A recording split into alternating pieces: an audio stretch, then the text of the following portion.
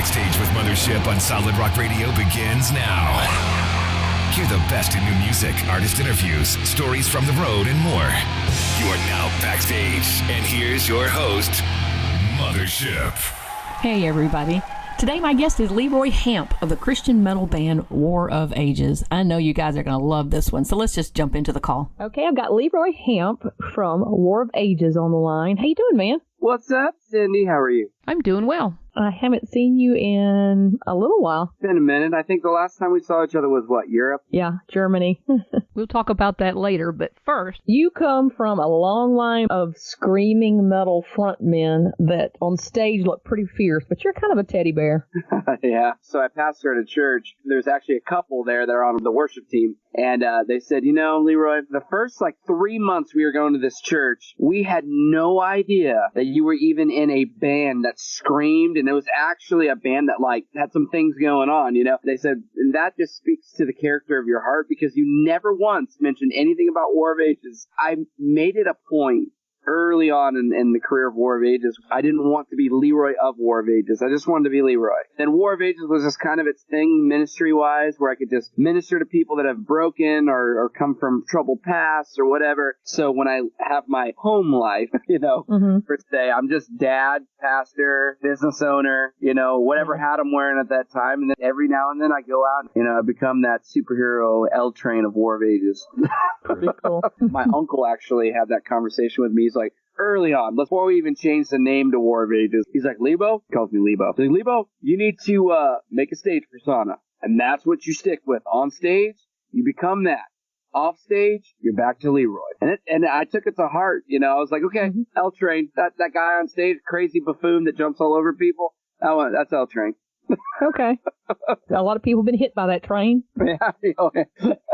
I've been dropped by a lot of people on that train, so. You got to prepare the crowd before you jump. Oh, yeah. And I try to explain it. Listen, I'm going to walk on your shoulders. Okay, before I was like swan dive out there. Right. Yeah, now these days I'm like, I'm going to carefully walk on your shoulders. No spring chicken. Yeah, you drop me, I'm getting hurt. All of us are getting hurt. The show will be over. Yes. You guys have been one of the most consistent faith-based metal bands out there. Tell me a little bit about your history. I know you've been around since the early 2000s. Tell me kind of a short history of the band. So short history. So when we started, there wasn't very many of us. There wasn't a lot of metal bands. There was some heavier bands that were Christian bands. But there wasn't a lot. And one of the things we wanted to do is we loved metal, and we loved more of the European In Flames inspired type metal, or Swedish metal is what they call it. So we just wanted to have a band that played that style of music. And I grew up hardcore. Our guitarist Steve grew up with all the Metallica and, In Flames and Soilwork and all that stuff. So he brought the melodic element. I was a hardcore kid. So I was into Hatebreed and all these hardcore bands that played breakdowns and beatdowns and whatever downs, that's kind of what we merged together. And the one thing that we both had said was we were both believers, and we were like, what? The one thing about it is the lyrics. The lyrics aren't great, with the exception of Hatebreed. Positive lyrics, whatever else, but we wanted believing Christianity influenced lyrics, and something that my mom could listen to lyrically and be like, okay, yeah, I get your roots, So we started War of Ages. I was actually Beyond Recognition. Then it became Point Zero, because it was more just, we did not expect to do anything crazy with it. It was just play our local town kind of thing, and play the local bars or whatever else, because those are the kids and people we wanted to minister to. So we started playing all that stuff, and we just made up names, and we were just like, yeah, this is cool. But then when we started getting a little more serious and had interest from labels, we were like, man, we want to pick a name that actually represents who we are. And so we changed the name to War of Ages, and that was about 2003, maybe 2004. Got signed to Strike First, which is a branch of Facedown, or was a branch of Facedown Records. It was kind of like the JV team to Facedown Records. Mm-hmm. And we signed to them, kind of show them what we got. And then as soon as we were signed, we did an album because we won a battle of the bands and won some studio time. So we did an album, put it out on Strike First, and then just started touring. We just started jumping on any tour we could. we'd be like stranded in the middle of nowhere with no tour, but we just started calling places and playing shows. And, we had no family and no attachments. So we just played as much as we could. But the whole thought in our heads was, one, to be in a band, and number two, to like minister to the broken.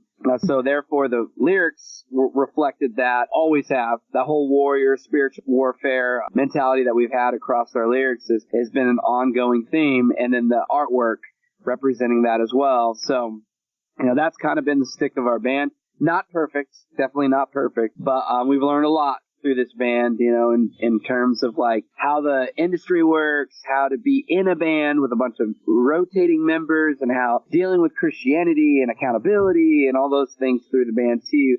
But we've learned a lot through it, and still learning. But one thing that we can honestly say is our lyrical content has been intact. The original goal of the band was to minister to people, and we've been effectively able to do that. We want to continue that mindset, whether we tour consistently or whether we, pull back from touring a little bit here, or whenever we play, we just want to minister to the broken. And that's Christian, non-Christian. That doesn't never really matter to us, whether we played a bar or a church. We just want to minister to, whoever is willing and whoever the Lord softens as far as heart goes. So that's how we started. That's why we started. And here we are. And you're still with Face Down, right? Yeah, we have not jumped ship, but they take care of us over there, and it makes sense as far as like contract. The business side makes sense. And that's not to say that we wouldn't ever leave. There'd have to be a really good reason for us to leave. They treat us good. We're good with it. When the door shuts, you always know it. Yep, truth. Your lyrics, they have been consistent. How has your music changed over the years, or has it? Our music has changed and developed. I would hope that every album kind of develops. You write what you feel. Music is a reflection of self. Lyrical content, we follow I want to say basic theme, but the basic theme is we want to reach the lost. We want to talk about real life issues, and we want to minister to people. I really kind of try to stay out of the political arena. I've never been a political band. So as far as musically goes, our members are growing as musicians as well. The industry's growing and changing. So I feel like we were probably ultra hardcore / melodic in the beginning. And then we kind of went a little more melodic than hardcore. And then we kind of dove into, way more metal than even melodic. And then jumped into now there's a lot of, I guess, the newer school, I guess they call it gent. All I say to my guys is listen, let's just write, let's just write what song we're feeling. And then I'll throw some lyrics to it. There you go. We just go into a song, we write it, and then it's sick. That sounds cool. Here's some lyrics, And we have very skilled musicians in the band. Steve, obviously a very melodic writer. Jack is a lot of the new school stuff. Elijah, our bass player, is probably the best guitarist in our band, but he plays bass for the band. And then Luby is extremely phenomenal drummer, very metal drummer. And they all come from different backgrounds in music. So, yeah, sometimes it's a challenge to write, but we do well with each other, and it flows and changes and develops. So I would say from our first album, which was the self-titled, released on Strike First, to, the latest release, which is probably No Altars, or let's go Void, because we haven't released the EP yet. But I would say the development from Void, from the self-titled, is very different. So, but it molded, it kind of developed that way. One of the things I notice about the entire band is it's it just looks so easy. It looks so effortless. They do. Honestly, I can't. But they still go hard. Yeah, there's a breakdown at the very end, and No Altars, actually. We're rehearsing for this weekend, and it's not even tough, there's a lot of stuff going on. It's just very heavy, picking pattern.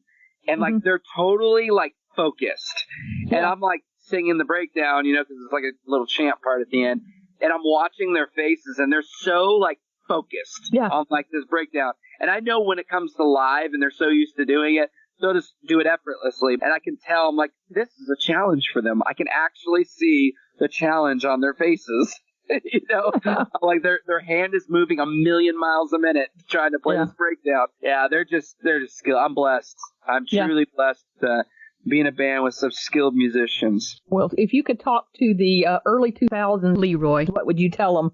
I would tell the early 2000s Leroy to just, bro, be patient.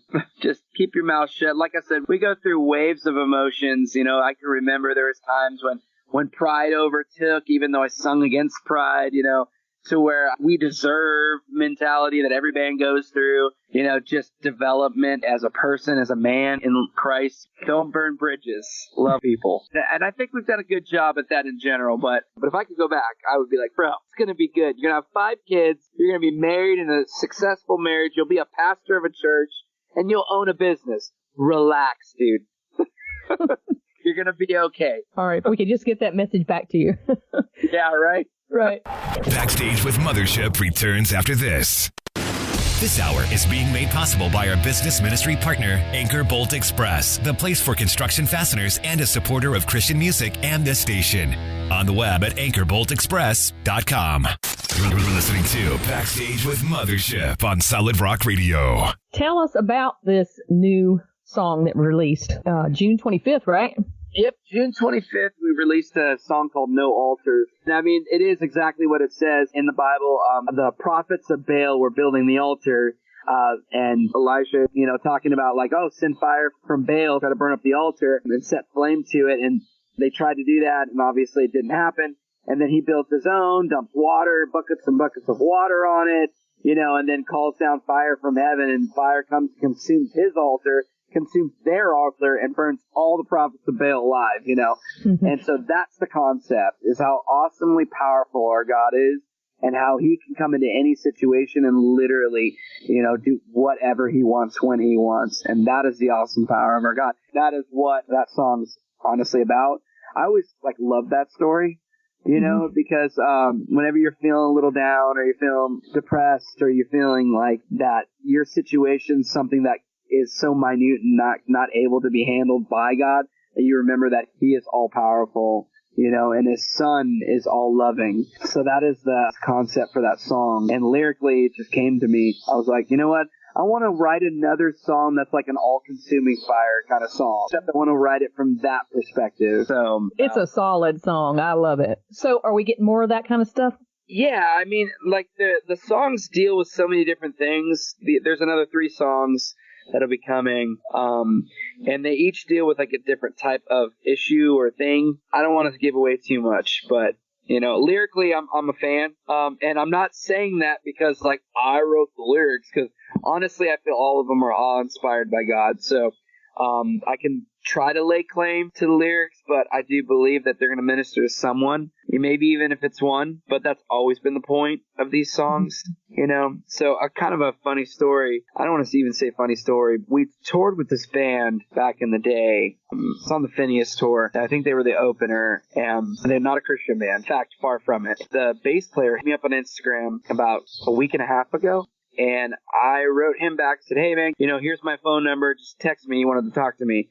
And he ended up texting me about a week ago, and he said, hey man, I just wanted to let you know that I gave my life to the Lord 3 years ago. And I'm like, oh, that's awesome, man. That's incredible. And he said, and I wanted you to know that I always liked War of Ages because I liked you guys musically. He goes, but now I get it. He goes, I get what you guys do. I get why you do it. He goes, I understand your lyrics, He goes, I was invited to a church by a friend. I said, sure, man, I'll go. Well, I guess it was probably a revival service or something. And he went the first night. He was like, okay, cool. I'll go back the second night. Ended up giving his life to the Lord. And he said, I just wanted to talk to you and tell you that, I get it, man, and why you do what you do. And he goes, I liked the music before, but it's a whole new perspective, and I understand it. I just wanted to say thank you. But literally, that is why we do what we do. Mm-hmm. You don't get to hear them all the time. And when you get to hear those stories, even as crazy as War of Ages is, where we dance in the bars and we dance, in the churches, and you hear a lot, you may hear a lot more of those in the CCM Christian world, but you don't hear those often in that other world where you're in and out of the bars, clubs. To hear a story like that about a band that you influenced, you didn't even know you were doing it, but that is literally why you do it. And I always say, maybe an hour, 2 hours to minister to a fan that's at a show. We have months to influence one of the bands we're on tour with. And we have our lives to influence our families and friends. So you got to take each one of those moments to heart. When I got that story, it's kind of emotional, hearing him give his story and what War of Ages specifically had done for him, and I don't know how we affected him in general. I just know he felt the need to contact me and tell me about, what had happened and how he's made this big change, and now he's married and they're having their first child. His wife is saved, now, and they're faithfully attending a church. And he just says, in a good way, my life has been wrecked. That was another thing he said to me, turn upside down wreck in a really good way, and he said, I've been trying to minister to the band, and trying to my friends, and he goes, kind of caused a wedge. So I gave him some encouragement. I said, sometimes we got to go to shallow waters. We always want to grab them, pull them straight into deep water. To get saved, it's like, here's what you need to do to change your life. We got to remember, sometimes we got to go to shallow water and nurture them and love on them until they're ready for deep water. So I told him, just go slow, love on them. And sometimes you got to let friends go, but, if you can do it, you can stay strong. But yeah, that was just something that recently happened that you don't get to hear those very often. What would your life be without music? Would you have gone the pastor route or? Well, I always loved music. I always was inspired to play music. I think often what my life would have been like without War of Ages, very different. War of Ages has brought me a lot of heartache, but it's also brought me a lot of blessings. It's been a challenge in a lot of ways. Would I trade any of it? I probably would change some things, but that's not the way life works. So I would say that my life would be very drastically different without War of Ages. It's taught me so much about working with people, about loving people in all their backgrounds and all their baggage and all their differences, and dealing with people in a way that made me a better pastor. My wife was asking me, we were talking, what would my life be like without War of Ages? Would I have, done things different? I said, well, I wouldn't have met my wife, that's for sure, because she worked for Face Down Records. But, it would have been different. I would have been probably very different. I am who I am because of War of Ages. I don't discount that. It has brought me a lot of responsibility and put me in different situations that I would have never been in because of the notoriety that I have with the band. So yeah, I'd probably be either a youth pastor or maybe even not a pastor at all, working a 9 to 5. I don't know. I would have been definitely different, married to a different person or not married at all. But it's hard to think that way because I'm so happy. I found joy, and I find joy in the Lord, which has brought me 5 wonderful kids. My quiver's full, beautiful, amazing wife, super supportive. So, yeah. You've got summer festivals going, so we're going to do some tour talk. You mostly do festivals and then maybe some shorter tours now in this season of your life, or no? I never know. I could put we're not going to tour anymore and just do like a couple of things here and there, we're just going to do festivals. But I've learned a long time ago that the Lord has complete control of what my life is going to be. All I know is I have 5 kids and a very supportive wife, so it really depends. I don't ever like to say what I'm going to do because I fluctuate. Like, Lord knows my heart. I am like, I'm done touring. I'm just too busy and I'm so tired. And COVID shut down my last tour. We were $80,000 in debt. I hate everyone. But honestly, I love the people. I love being able to do what we do, and I still get to do it. I'm turning 40, and I still get to scream my guts out and try to sing while I'm screaming, So let's talk about that scream. Now, how in the world have you kept that staying power with that scream all these years? Oh, Lord, I have no idea. I'm like, we were literally talking about it today. My voice, I sing a lot at church, and I've gotten very strong vocally as far as melody. It's stronger than I've ever been in that area. So I'm hoping that will transfer over into like when I'm screaming and then I go to try to sing, and I have a very strong voice singing wise, but when you add screaming to that, you're like ripping it to shreds, and then trying to hit a note is like, the concept of that is so foreign to me. Even though I've done that for a long time, it's like, how is this even a thing? Some people can do it. There's a lot of bands out there that but it's like, usually it's give and take. If they have a really beautiful voice, their scream usually sucks.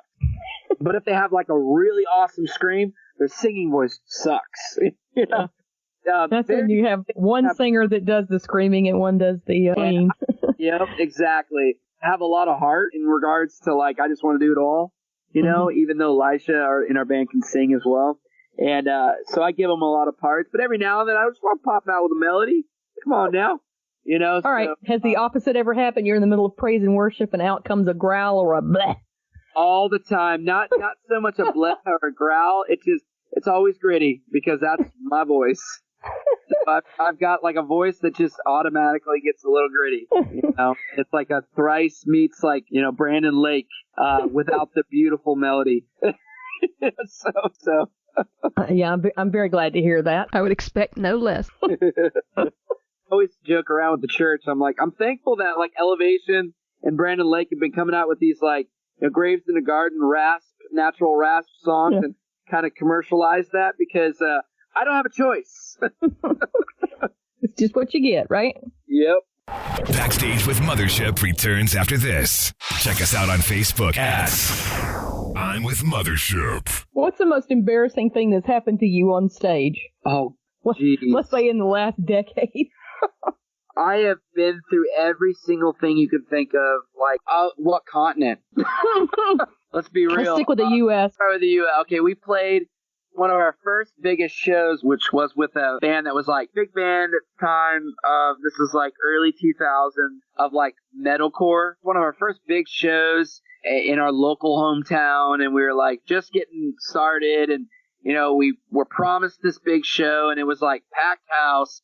Like I got excited and went to jump off the kick drum, and it was wet, and I slipped and fell into the drums. That was a big embarrassment. So now let's go continent. So Europe. My brother was playing drums, and I was having problems with his kick pedal, and I was really frustrated just because it was just a long tour, and we were on a stage that was probably like, I want to say it was like 5 to 7 feet in the air. Big club, big stage, and Alex was on a like 2-foot drum riser above that stage, So I get up on the back, step behind him, and come to find out I took one step, and there was no stage. Oh, no. Head first, and the only thing that protected me was Terror's backdrop.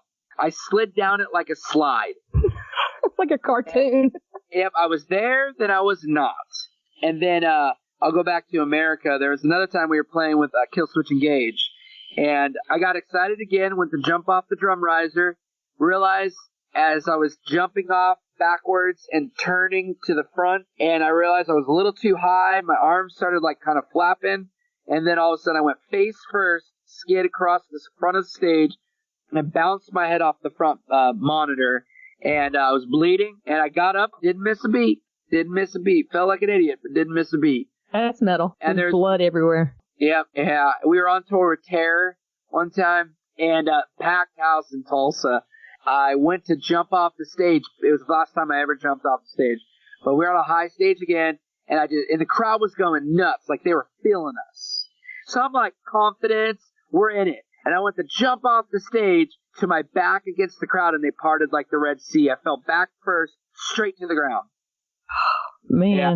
And I bounced off it was really embarrassing. And then, so I got up, ran around the crowd, ran back up the stairwell on the side, and then came back on stage and just continued. Oh, my. Or I would never dive off the stage again. And I've yet to dive off the stage again. Those are some pretty good stories. What's the best compliment you've ever gotten from a fan? Okay, so I'm not going to use the vulgar language, but it literally was the coolest comment. You'll get the idea. We were on tour with Bleeding Through. We played bar, and we get done playing, and I go to the bar to get my club soda that I like. And so I got my seltzer water, and I'm sitting there, and this dude is sitting like about 3 seats down, and he's just mean mugging me. Like, he's mean mugging me. And I'm like, I'm already awkward. Like, I'm just trying to enjoy this club soda with my throat all fried, and this dude's just mean mugging me. And I look at him, and I'm just like, what's up, dude? Like, trying to be nice. And he just slides over to me. He pulls out his wallet, okay? And he slides his military ID over to me. And I looked at it, I don't know if he's like trying to prove something to me, what he's trying to do. And I go, thanks for your service, man. He shakes his head. Then he proceeds to tell me what military branch and his like unit's name. He goes, and what I do is I jump out of planes. And I'm like, sick, dude. He's like, and I want you to know this. Every time my group is in the plane or in the helicopter or whatever he's in, he goes, we play Strength Within. He goes, we play the entire song before our boots hit that ground. And he goes, and as soon as our boots hit the ground, after that song, we kill every mother effer we see. My reaction was like, I need to introduce you to every single band member. And so I like brought everyone over. We're talking with this guy, and he like lit up like a Christmas tree. I did not expect it, nor have I ever heard anything so crazy in my life of being in a band. I could give you like the token, like it's rare, but like when people like that, my friend that reached out to us, like that stuff's great, and like that's probably the most important thing. But as far as like I've only heard it ever once, as the craziest thing, like I'm just like, our music did that? That was not what I was expecting. That was not what you were planning to inspire. One, I was not planning to inspire that. Number two, I was not expecting that to be what he wanted to tell me. Yeah. I guess it could have been a lot worse. Oh, it could have been way worse. I expected way worse. I was like, here we go. Because of my bald head and, you know, I look tougher than I actually want to be. And he's going to think I'm like trying to challenge him or something. It was hilarious. Good story. Yeah. All right. Well, one of the things I always get from bands is, what is your favorite road snack? So what do you guys like? I mean, we are the least pickiest band in the world. We like anything, but I'll tell you what I like. I like dark chocolate, but you can't bring me that because it'll melt in the band. Unless you eat it quick. Unless I eat it quick. So like maybe like one. But the biggest thing is I like sunflower seeds. And the reason why I do the sunflower seeds is because it helps me keep me up. Mm-hmm. Like if we're on like a little bit of a late night drive or something, I eat sunflower seeds. But I'm sure the guys would say like, you know, energy drinks, Gatorade, water, you know, chips, trail mix. Yeah, we're the least pickiest band in the world. Okay. So. One more story. Okay. We were at CBJM Loud and Proud Festival, and they closed up catering on you, didn't they? They did. Yes, they did. I just remember you coming up going, we're hungry. Giant guys standing around me going, we're hungry. Yeah, we can't eat until after we play. You know, obviously, the concert goers, we get a totally different type of show if we eat before we play. So, you know, we have to eat afterwards. But yeah, they close it up. That's the curse sometimes whenever you play later. You know, they usually want to feed you early, but you can't really eat unless it's like way early. And then you have to like kind of go, okay, it's got to be at least 3 to 4 hours before we play, especially when you're a screamer. Yeah, we got done with that show and we exhausted all the energy we had left. And we're like, we could go for some food right now. I went and found the chef, and he was like, I'm sorry. And I was like running around trying to find somebody that had some authority. Anyway, we got permission to go out, and so we got to go out and eat currywurst and bratwurst outside at one of the little food trucks. That was so fun. Yeah, it was. Yeah, it was pretty dope. Yeah, and it was like a first for us. So we were like, hey, and one, it was awesome. Number two, we were just hungry and ready to eat anything at that point. We were like, this is incredible. We're all in, and it was awesome. Yeah, that was a great memory for me. I enjoyed doing that, and I also enjoyed watching the fans that realized who was over there at the food truck. Came over to get pictures with you. And on that note, gotta let you go. You're a sweetheart. I appreciate it. All right. You have a nice night. Good night. You too. All right, bye. Bye-bye. Thank you for listening tonight. Stay tuned for more great music all night long. Be sure to check out my I'm with Mothership Facebook page and Solid Rock Radio's website. Follow the link under shows to Backstage with Mothership, which will have the links to my guests' social media accounts. This show will be replayed at 4 a.m. Eastern Time. Past interviews available on podcast.solidrockradio.org, iHeartRadio, Apple Podcasts, Spotify, and on Pandora platforms. And remember this week, be kind to one another.